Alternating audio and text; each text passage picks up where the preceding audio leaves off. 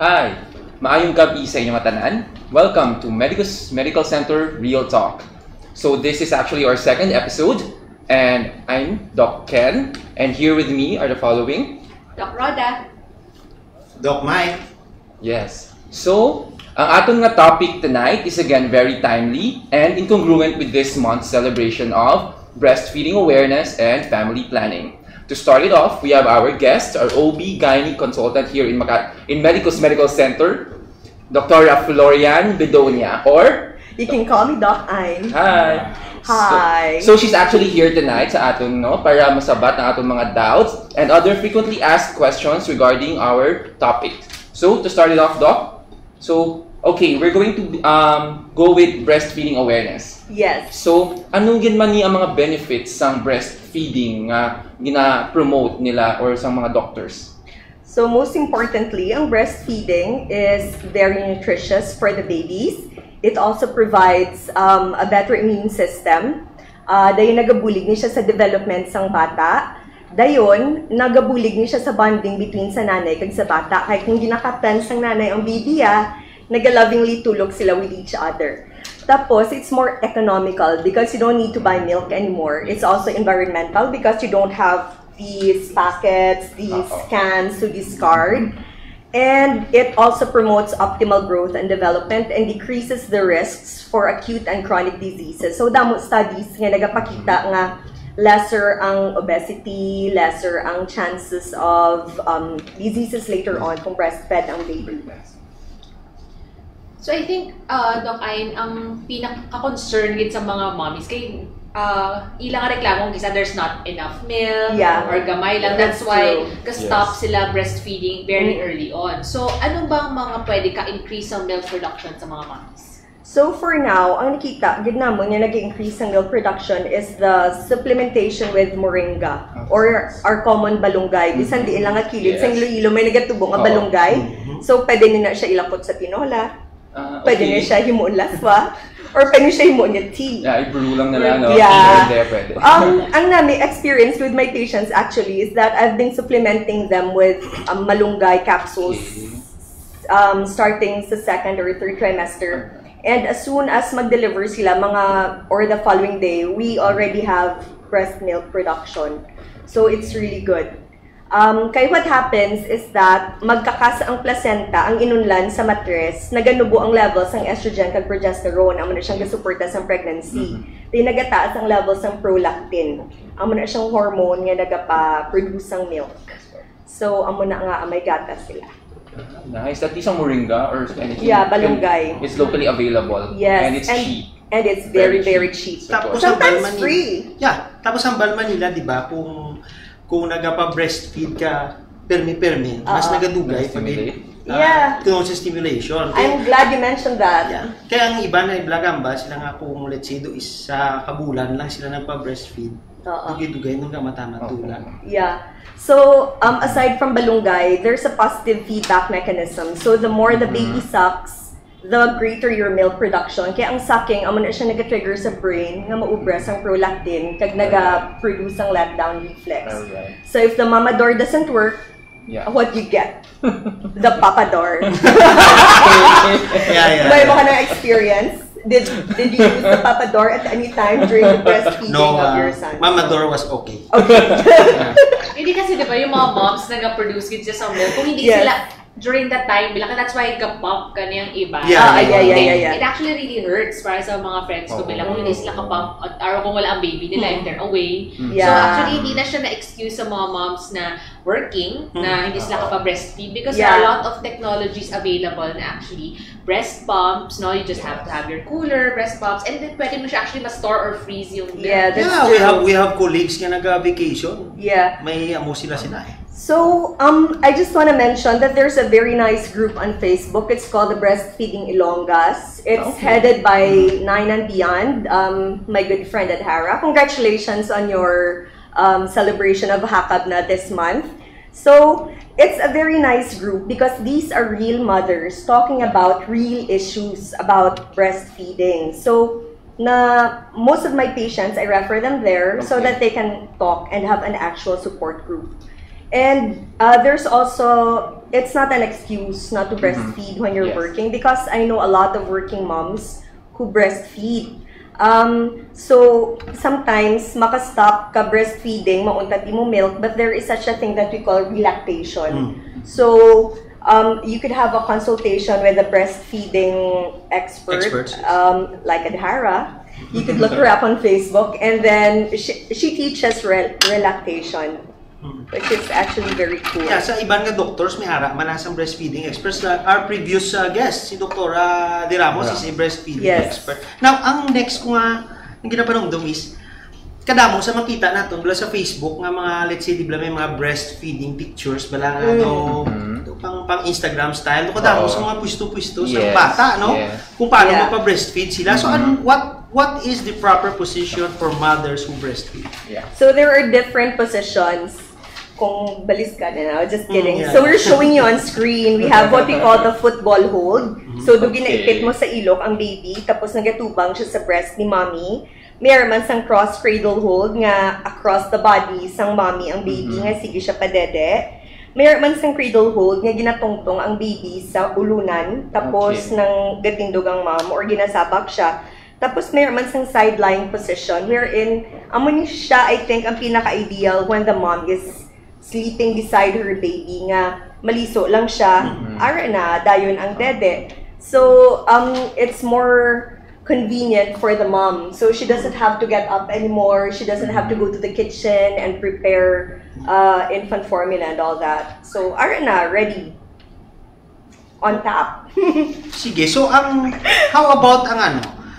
Siguro pamangkot ko ni kay Doc Roda. Okay, for example, if you have congenital anomalies sa mouth, how do you breastfeed? Pag may... So, ang nanamin mo ang mga may cleft palate. For cleft example. Ang cleft palate, anamin sinami ara kasang deformity nga wala makumplito ang roof sa imo mouth. So, may buho. Kag may ara na sila usually isang slit sa ilang lip. So, paano na siya? Mga masungi, mga bihon. So, it is important na once you identify these, actually identified at birth man ng mga babies na ini, pwede magyapon sila ka-breastfeed. There are a lot of ways to do it. If you can consult your ENT, na i-refer ka mo actually sa mga dentist or sa mga kaubragin sa mga dental appliances. For that, we have some dental appliances that can help the baby with the sucking itself. Kung diri lang sa lips, we have mga ginatawag na nasoalveolar molds, no? That can help for the lip closure. And also sa palate naman, sa sulod, no? We have obturators, though retainers ang itsura actually, nga para makabulig sa baby. Pero for some moms na medyo wala access sa mga amunakbe, no? Nga or wala pa, ginasukatan pa lang ang babies, pwede magyapon sila. There are commercially available na mga nipples or mga bottles that are actually designed. May nakabutang ginadaya sa ilang nga boxes, no? Na for cleft lip and palate babies, no? Either naka-Y na ang nipples, no? Naka-Y ang nipple pala, or long ang tip, para mas ma-diretso siya, kasi kung open ang palate, at least diretso yan. Are you showing a picture of it? Okay. Yeah. So, you see what you mean, what Dr. means. May harap, pag isa ka klase na nakita ko na nasa isa ka Facebook post sa, I think, sa dental na convention nila, gin-tackle man ini, ang tawag sina ang tangtay bala. So ang tangtay na siyang imong dila, miyara kada sa web sa dalom kung tama ka anterior sa bala, aragin siya sa babaw sa imo, sa tip na sing imo tang, kis akong pagwa ang tang ang bata, diwal siya, heart shape, so hindi siya maayo latch bala sa nipple, no? May it be ang iya sa mother or ang iya sang bottle, no? Just in case nga mo nang ginagamit. So ina naman niya, ang treatment naman sida is more or less, di ba? Conservative ka lang. Kis aga kadula naman na siya pag nagdako. Ang iban kung tama nagid siya ka bothersome, kag mapakita mo sa imo doktor, gina-release man lang na siya nila ang tangtay. So isa man ka issue nga dapat lang tawon mo sa bata mo for. Basta if at any time that baby is not feeling well, you can either go to your pediatrician, no? First and foremost, and then siya na actually magre-refer to whatever needed man na kailangan na rin. Tapos, di ba, ang mga obturators, ginabutang niya siya para ka-feed mayo ang babies, para nga if ever nga kinala nila surgery, ma-clear sila, kag nutritionally ready sila is. So, at least may mga devices kita actually na available for the babies. Pero paano naman if mayroong inverted nipple for the moms? Diba? May mga position ba na are the positions that you said pwede na siya abrahon or mayroon siyang special na? So, when we say inverted nipples, instead nga nagapasaka ang nipple, nga nagapoint, nagasalop siya, So, usually, ginatagaan ko na gift akong patients when after they deliver so that they can breastfeed properly. It's very simple. You just tease the nipple out. Dugutungon mo siya pagwa, pero hindi naman with your teeth or with kimpit or something. So, what we do, ang 10cc syringe, ginapabaliskad na namon, tapos ginakat namon ang punta, tapos ginabutang namon ang buho sa may nipple, ayon, kaya ginabutong siya pagwa. Ang plunger, ang mabutong sang nipple pagwa. So, amat-amat, ang inverted nipple nagagwa. And we've been very successful with it. So, you see how ingenious Filipinos are. Yeah. Sakto, at least may mga ways na hindi makabuli. Hashtag we find ways. Video. So, ayun. So, at least, may actually question kita na nakuha regarding HIV mothers. Yeah. Kung HIV mother ka ba, recently, anong mga recommendation na pwede ba sila mag-breastfeed or hindi git? So sadly, breastfeeding has been identified as one of the ways na ma-transmit ang HIV sa baby. So it's one of the major contraindications to breastfeeding. So in a country where substitute to breastfeeding is there, it should be AFAS. There's AFASS.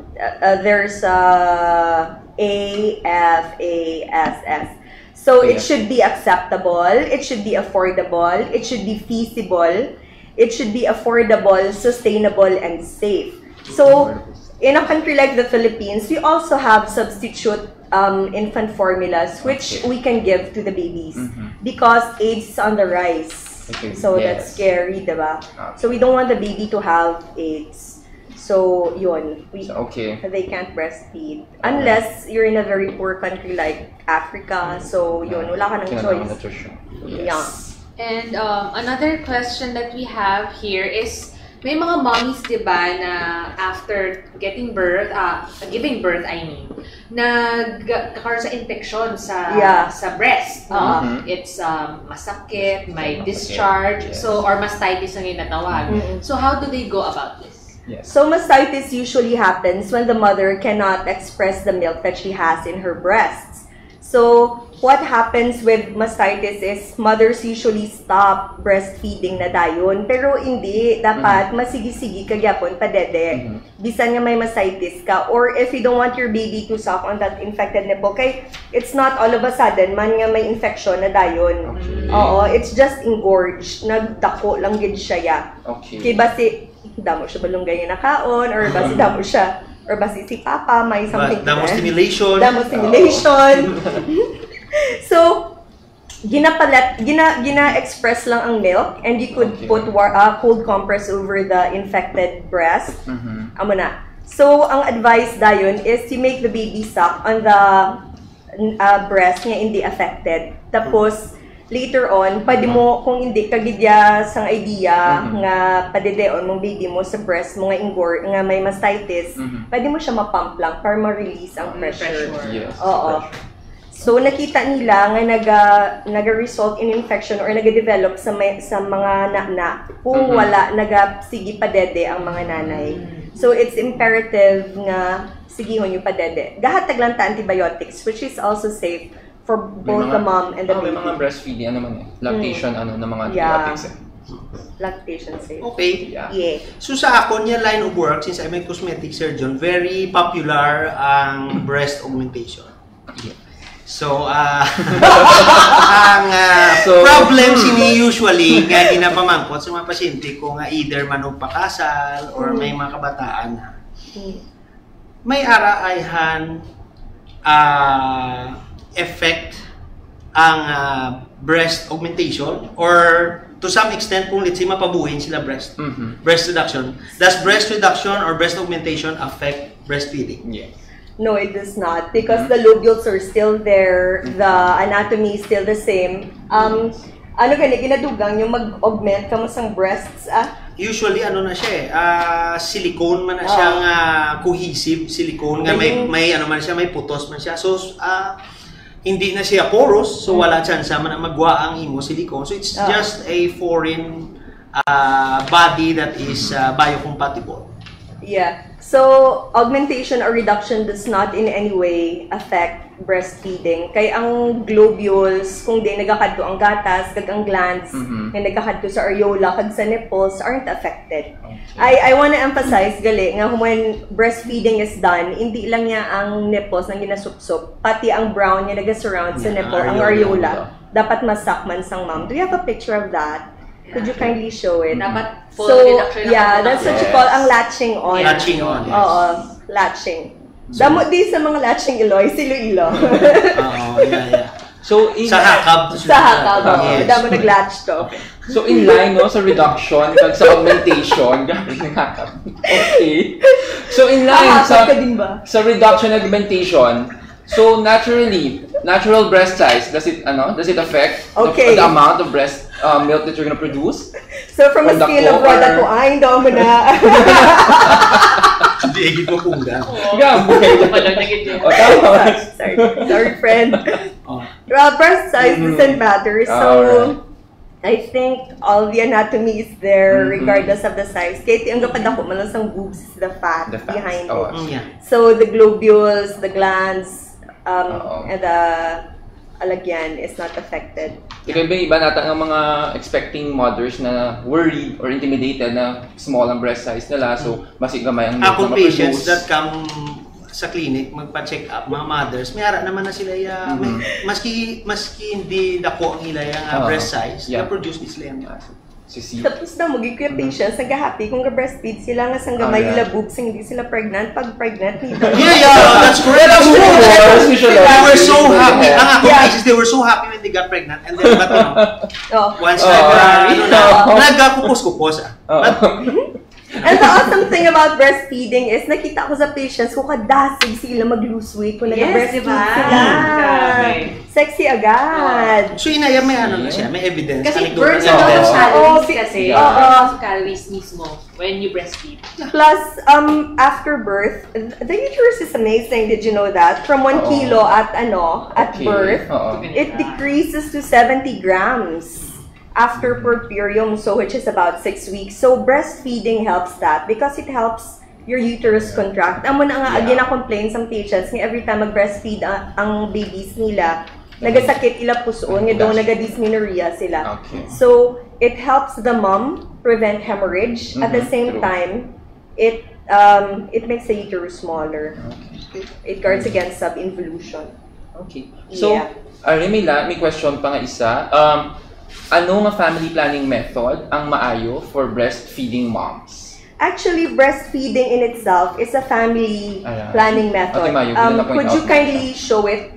Do you have a picture of it? Yes. So, breastfeeding as a family planning method will work for the next 6 months. I'm gonna advise sa patients ko. So, for the next 6 months, anli ka. Unless... Gusto ko yung unleash. Yeah, I like unli as well. So, these are 2 of my favorite topics, you know. Okay, unli call different. So, you have 6 months. As long as you're continuously breastfeeding, at least mga 4 times during the day and at least 2 to 3 times during the night. So, I'm sure sobra kay feed on demand. Okay. Tapos, pero kung mag-abot na imo nga period, or kung mag-stop ka na breastfeeding, you need to see your OB again for another family planning method. So kung medyo irregular na, and you still want to continue breastfeeding but you have to go back to work, we can give you progesterone-only pills or progesterone-containing injectables. Alright. Yeah. Okay. Or you could give you an IUD. And you're gonna be talking about that next, right? Yes, actually, no? So sakto man na nga dito na kita from breastfeeding. Ang next na atong importante nga topic is actually family planning. Yeah, so para naman na sis na discuss na natin ang breastfeeding, ang next topic naman namon para naman sa mga hindi pa ready mag-breastfeed. Yes.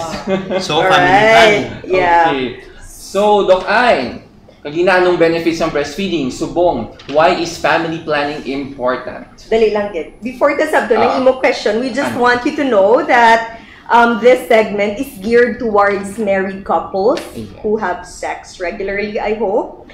And we do not in any way, because we want to help them and encourage them nurture their relationship. Okay. This is not in any way to encourage premarital sex, but this is, but we are also aware of the rising rates of teenage pregnancies. So gusto lang namon nga makabulig, nga maka-help prevent tani sang teenage pregnancies. Kag maka-informan sa aton yung mga fellow Ilonggos sa mga different options ta. Alright. So very good point. Thank you very much. So again, so nga importante ng family planning ani Doc Ayn. Di ba, kung sila'y mahal nyo, magplano. That shows your age, ha? Take note of that. It's a beer lang. Dugay-dugay na, pero yes. Dugay na, pero very effective, ha? Yeah, but Okay, it's true. it's true. Diba? I mean, the cost of things today are astronomical. So if you want a good quality of life for your kids and your family, it's important naman to have family planning. So, have the number of kids you can afford to support. Yes. Yeah. So, it's important because it gives a couple a good quality of life because sex is important in a relationship. Yes, okay. And then, we don't want to have any, because there's a rising number of unplanned pregnancies and unfortunately, a large number of this result in illegal abortions. So since abortion is illegal in this country, they resort to different methods which puts the life of the mother in danger. Yeah, so we don't want that. So prevention is better than cure, diba? Agree? Yes. Thank you very much. So Doc Ayn, kasi when we say family planning, there are a lot of information. There are a lot of methods, no? So, and also, ano yung effective and hindi.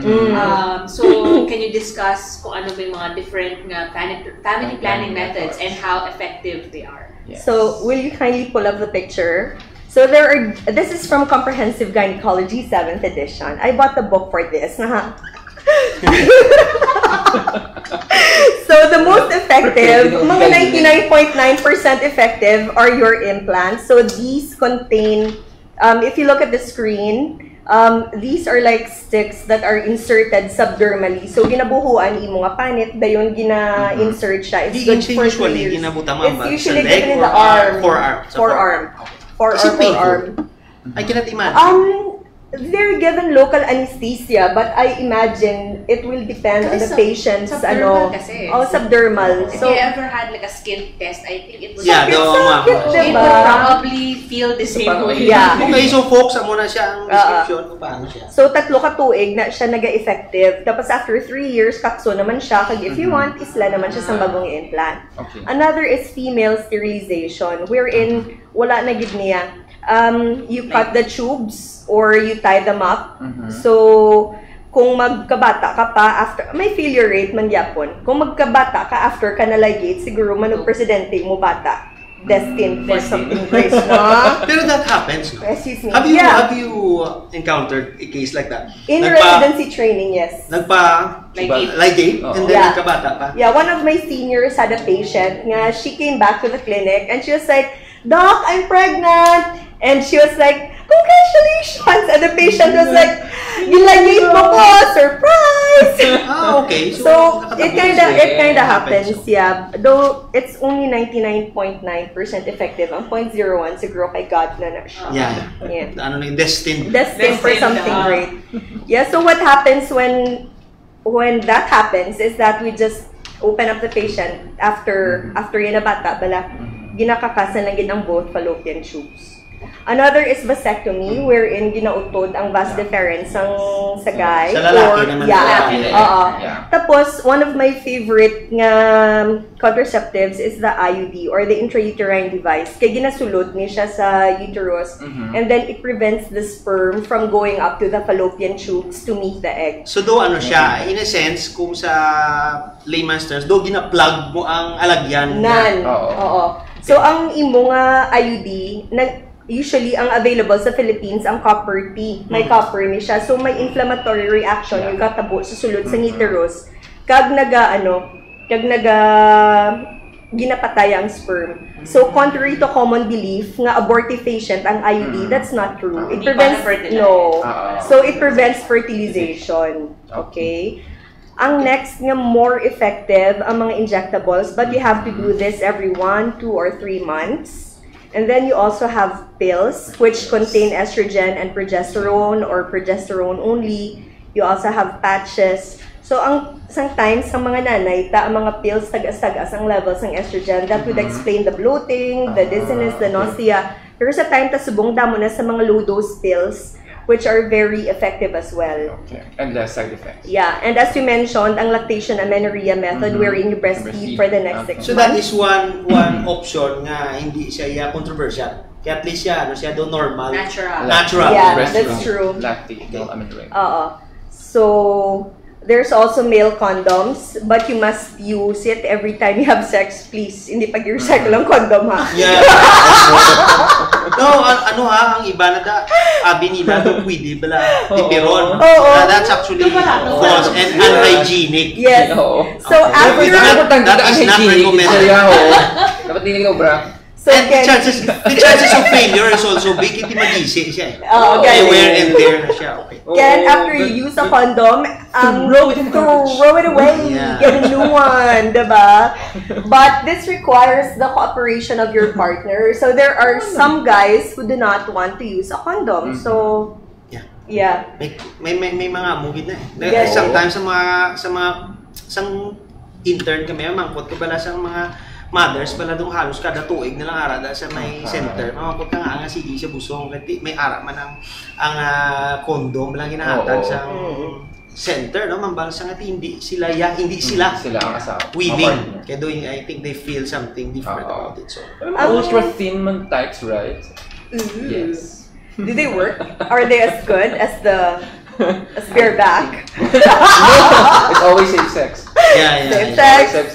No glove, no love. Yes. That is our goal dapat as doctors to tell everyone na dapat you always play safe. Yes. It's not just teenage pregnancies. May mga diseases pa kita na problem. Tapos one of the good things about male condoms is it will protect you against gonorrhea and syphilis. Against sexually transmitted infections. The next one is the diaphragm, which is like a cap nga gina-insert para mag-cover sa imong cervix. Pareho ni sila sang cervical cap, sang sponge nga ginatabunan ng cervix. Pero you have to go to your OB first to have it fitted. I'm not sure it's available in the Philippines because I've never done one. And then there's also the female condoms, which is like reverse. Do ginasudlan mo plastic. But it's ugly, no? Do ka mood killer. Actually, recipe si Piana na ako last namin na.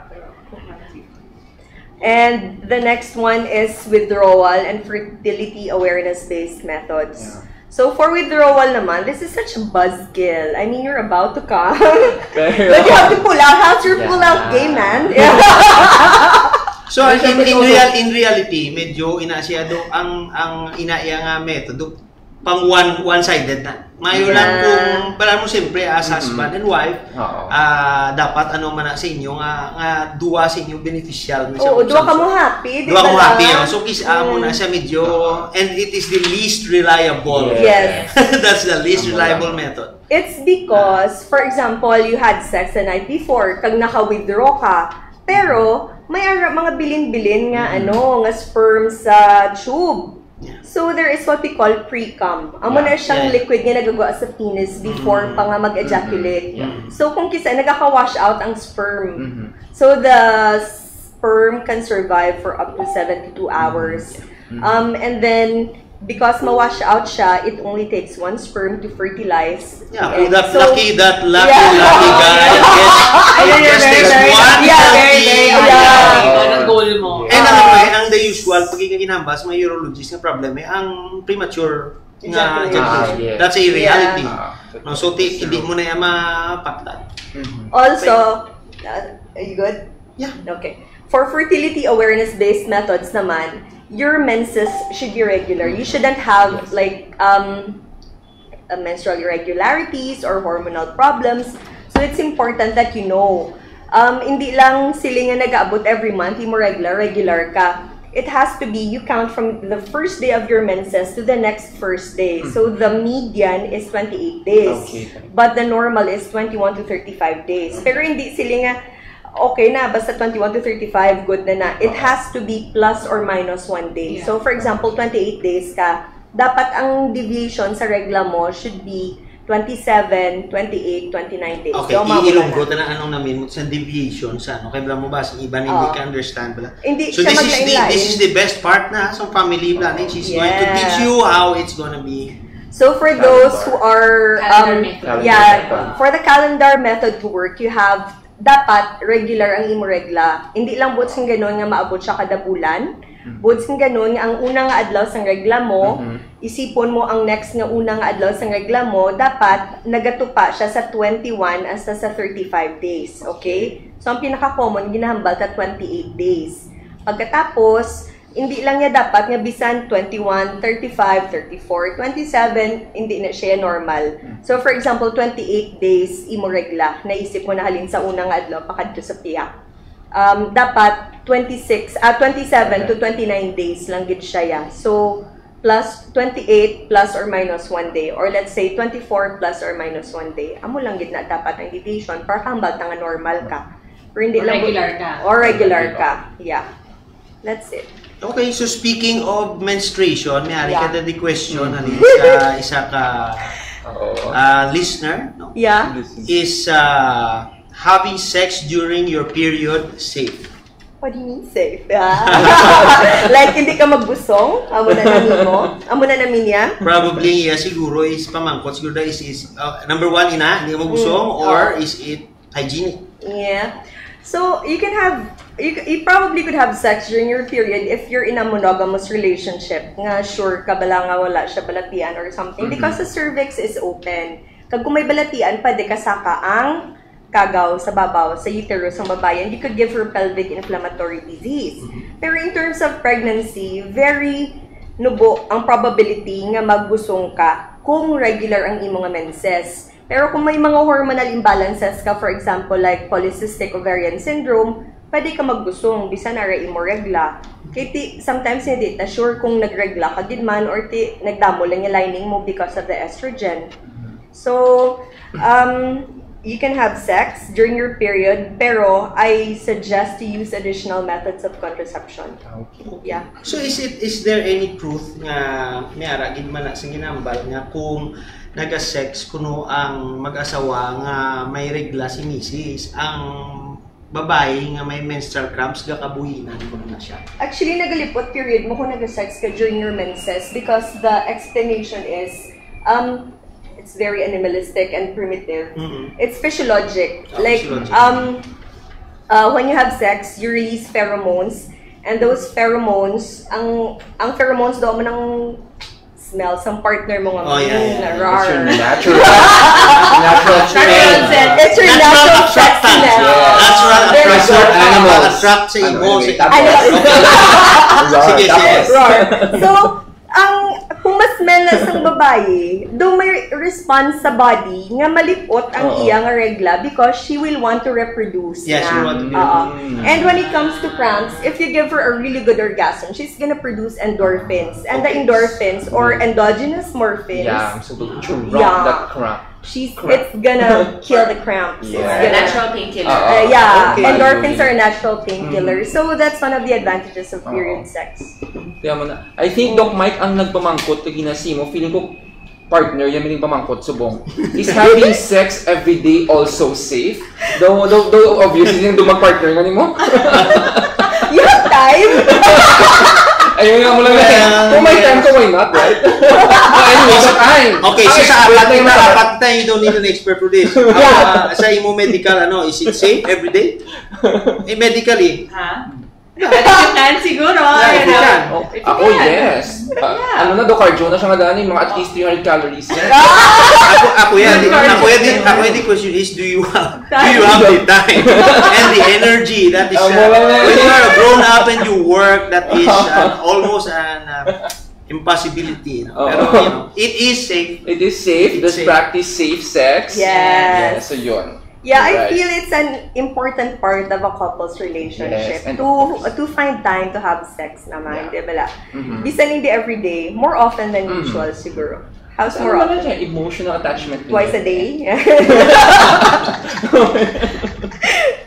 So, sa mga patients naman na may medical problems, mga hypertension, diabetes, yung mga chronic illnesses, are these family planning, ano yung mga family planning options for them? So it's best that they consult their OB first before we start a family planning option for them. Like for hypertensive patients, for example, better for them to have an IUD so that they don't get the hormones because hormones are water retainers and sometimes it increases the cardiac output, so it results in increased blood pressure. True. So for patients with heart problems naman, we don't advocate the use of IUD because it's a source of infection and it could result in a endocarditis. Exactly, infection in the heart. So WHO released a criteria wherein it tells you whether you're safe to use it, whether the benefits outweigh the risk, or if you can't use it at all. So there's a wheel that we base that on. So it's best, hindi lang magpamati sa imo piyak balay nga, ay, consult your medical doctor. Yeah, barato man lang consultation, di ba? So, and if you go to these centers nga mayara sa mga DOH doctors, it's actually free. Or go to your local health center at the very least. Okay, so ang next naman nga usual nga pamangkot naman, how about sex and pregnancy? If it's a healthy pregnancy, go ahead, go for it. So, ang gin-advise ko sa patients ko, you can have sex, but you need to stop. As soon as you feel cramps, nagasagati mong pusoon, nag-aalay mo likod, or kung may bleeding ka, nga makita. May delikado nga bulan. Or di ba may trimesters na siya nga. So we usually ask our patients to be careful during the first 3 months of their pregnancy, sa first trimester. And then beyond that, ang second trimester is the best actually. Kay da na nagkakadula ang nausea, ang mga vomiting, namin na ma-check sa patient, the tummy is not too big, hindi pa bugat. So that's probably the best time. But did you know that you can use sex to induce labor? Yung overterm na, yung postterm na ng mga baby. Not necessarily, pero ang sa term, mga 37 weeks and up, we encourage our patients to have sex. At least safe na sila hindi mag-premature yung babies. Dahil there's a chemical in the sperm that softens the cervix. The same chemical that makes the sperm actively push through sa cervix. So, double purpose siya. Okay. Tapos, if you make it really good for your wife, kundi when a woman orgasms, nag-cramp ang everything, the cramps help push the baby out. So, that's why we encourage good sex. Okay. So, example, naging pregnant siya, in the middle of using the pills, may effect na sa baby? IUI. Pills usually contain either progesterone or estrogen and progesterone. So you already have that in our bodies. Hindi siya teratogenic. Ang buts ng ganun sang teratogenic, makakause abnormality sa baby mo. So pills aren't teratogenic. As soon as you find out that you're pregnant and you're on the pill, just stop taking the pills. And go to consult your OB. Yeah. So to begin with, I think sa iya nga panginom sang pill, ano nga nagusong siya. Or may mga nabis. You just ask your OB about it. Very technical na siya. We have time for last question. Okay, so we'll ang pag-use daw ba ng pills can make them infertile? Baog, ganyan. Yung chronic use ng mga pills. No. When you stop using your pills, there's data that shows that 26% of women get pregnant a month after stopping the pills. Yeah. And 76% get pregnant a year after stopping the pill. So, wala naman na siguro sa mga contraceptives nga at this age, wala naman siguro sa mga contraceptives nga may mga chance magpa-birth defect. Sa una but we don't need to discuss that anymore because that's not being used anymore. Okay. Yes. Last. So I guess that's the last question. So any last words, Dr. Abidonia? In fact, we use pills para for patients who are being worked up, ang mga husbands nila nag-work abroad, we put them on pills for a certain number of months. Kaya after mo stop some pills, nagahuro-huro ang egg. Ang ovaries produce. Oo, ang follicle production after some pill usage. Yeah.